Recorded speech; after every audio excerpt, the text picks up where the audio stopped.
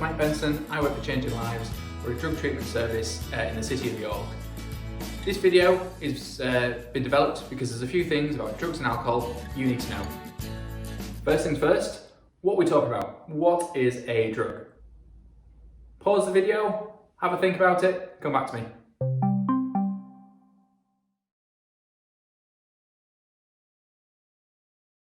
So, the definition of a drug is a substance that affects your body and or mind. It doesn't matter if it's illegal or illegal, a drug is a drug. So why do people take drugs? Again, pause the video, have a think about it, have a chat, come back to me.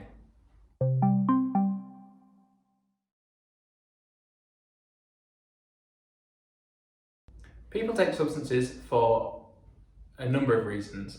It can be to relax, it can be as a treat, to deal with stress, it can be after a heavy day at work or at uni or at college, or it could just be recreational. It could be something new, something to experiment with. It could be to assist having a good time when you're at a party. It could be to feel better. It could be to relieve constant pain. It could be because you've been through something quite traumatic in your life and you use drugs to mask the thoughts, feelings and behaviours that are associated with that.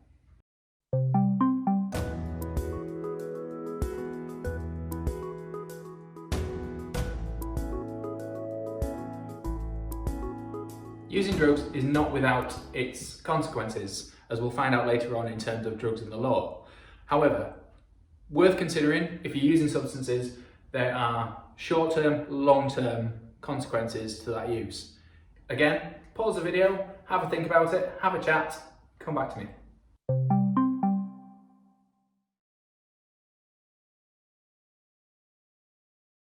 Using drugs is not without its consequences. It could be a breakdown in spots, a breakdown in relationships because you're feeling tired, or there's a hangover period after substances where you might feel ratty, irritable. It might cause arguments or tensions within the household. It could also lead to things like longer term damage, corrosion of your teeth, gum disease. Smoking substances can cause cancers, putting smoke into your lungs, bad news. It could be debt. It could just be the lack of motivation, feeling like you don't have that motivation to get up and go to college or go to work or do the things you need to do. Okay, that's enough from me. I'm going to hand you over to Sarah Elliott. She works for North Yorkshire Police and she's going to take you through drugs and the law, what you need to know. Hello, I'm PC Sarah Elliott from North Yorkshire Police. I'm here today to talk about drugs in the law, so the Misuse of Drugs Act 1971. This law stipulates legal drugs and illegal drugs. So anything you get from the doctors, the hospital, pharmacies, they're all legal drugs. Illegal drugs are used by a minority of our communities, and they can include things like cannabis and MDMA. The law defines a series of criminal offences when it comes to substance, drugs and alcohol. So it is an illegal offence in the UK to be in possession of a controlled drug. So any drug that you buy that is not prescribed or used for medicinal use. Offences include possession of substances, supplying other people with substance, and also sometimes import and export and cultivation, so growing your own drugs basically. If police believe that you've got any substances on you in a public place, we can detain, search, seize any drugs and arrest you if we need to do so. The Misuse of Drugs Act divides drugs into three classifications: Class A, Class B and Class C. This is deemed to be in terms of risk to individuals and our communities. So Class A is deemed as having the highest risk, Class B moderate risk and Class C lower risk. Even Class C though causes risk to us as individuals and a community. Class A includes things like cocaine and heroin, Class B cannabis and Class C steroids. Hopefully you can see the list in front of you for a conclusive list. The risks of taking drugs, using drugs and drugs offences come with consequences. Those consequences can include imprisonment and also fines. And sometimes it can include working with the Youth Justice Service and other agencies to support you. We're showing a slide of the maximum sentences and fines that you could receive if you were caught committing drugs offences. We need to be honest with you so you can make informed choices, but please be aware of the possible risk and legal consequence. Many young people who are getting their licences, mopeds, cars, motorbikes, don't often realise that it is a criminal offence to be in charge of a vehicle whilst unfit through drink or drugs. That can include alcohol, cannabis, MDMA, stimulants. The risk, the personal risk that you're taking by being in charge of a vehicle whilst under the influence of drink or drugs is massive, not just to yourself, your vehicle, but also the wider community.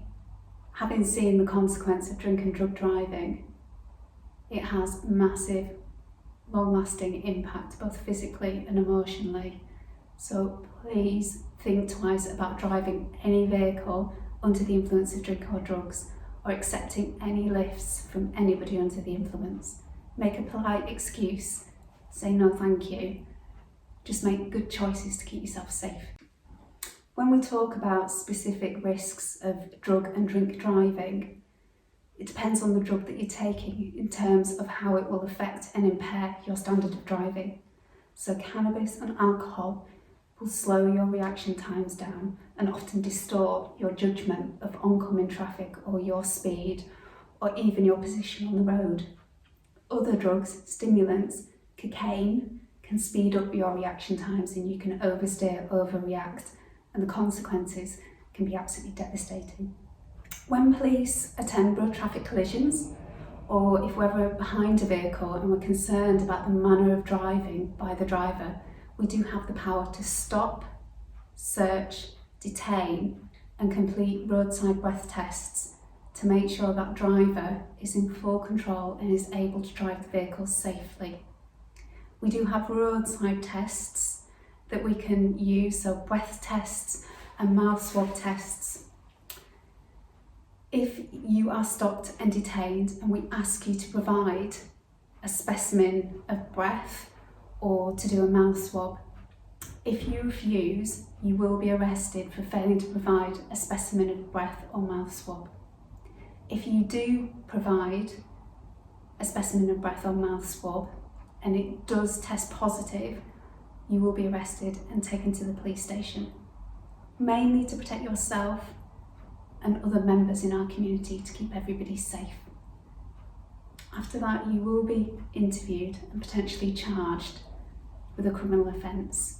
The penalties for drug driving are the same as for drink driving. If you are convicted, you could face a minimum of 12 months driving ban, a criminal record, an unlimited fine, up to 6 months imprisonment, and an endorsement on your driving licence. So now we're going to hand over to Alan. Alan used to work for North East Ambulance and he's going to talk to you about what happens if you need to phone an ambulance, either for your friend, what the ambulance might need to know, and reassure you that it's the best thing to do if someone you're with gets into trouble. Hello, my name is Alan and I work for Changing Lives. Prior to work for Changing Lives, I used to work for the ambulance service.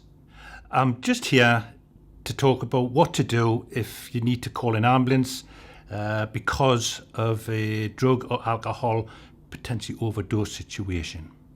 One of the most common questions that we are often asked in the ambulance service is, do the ambulance service always call the police when dealing with an overdose? And the answer is no. They don't always call the police. They will call the police if there's a danger to the ambulance service personnel themselves, or there's a history of problematic use of the building that they're in because of safety concerns. So they're the most important parts of, from the ambulance service point of view, of protecting the staff. The second thing is quite often asked is, will the caller get into trouble when they call the ambulance service? And the answer is no. we really need to be encouraging people to call the ambulance service, because that's what's going to save lives. Regarding trouble, no, the main thing is to work with the ambulance service. The ambulance service will help you to give them the information that they require, such as what indeed has been taken, if you know. So if you can identify the drug, it's a really great help to the treatments involved. How much was taken, if you've got that information. And of course, equally important is when, how long ago. That's the sort of information that the ambulance service want off you. So therefore, they're not going to give you any trouble. They will treat you with the respect and dignity that every patient should get and every caller should get. So you'll be no different to that. There's other things that the ambulance service will ask you while you're on the phone to them, is where you are, because it's really important that they get the right destination to help the victim of the overdose, and contact numbers, just in case things break down and they need to get back in touch with you. And another thing is quite often asked is, what should the caller actually do while they're waiting for the ambulance to arrive? And there's quite a lot of things the caller can do, is take note of any changes, but also make sure that the person is on their side, what we call the recovery position. And if there's lack of contact with the ambulance service at this stage, for whatever reason you put the phone down, it's turned off, call 999 and get back in touch with the ambulance service, and they'll help you. They'll advise you through the situation till the ambulance arrives. Even if it's the person stops breathing, they will help you and guide you what to do in them situations. They are there to help you, and they will help you. On arrival of the ambulance service, what they will do then is ask you, has there anything changed regarding the person's situation? For example, have they woke up in between the call, or if they were awake, have they fallen asleep? Have they vomited? Anything changes like that, and it's really important to try and keep a note of them to hand over to the paramedics. So to summarise this brief discussion, I just want to make it very clear that it's really important that you do contact the ambulance service, because this will save lives, and you'll be part of saving that life, no matter what the situation is around you.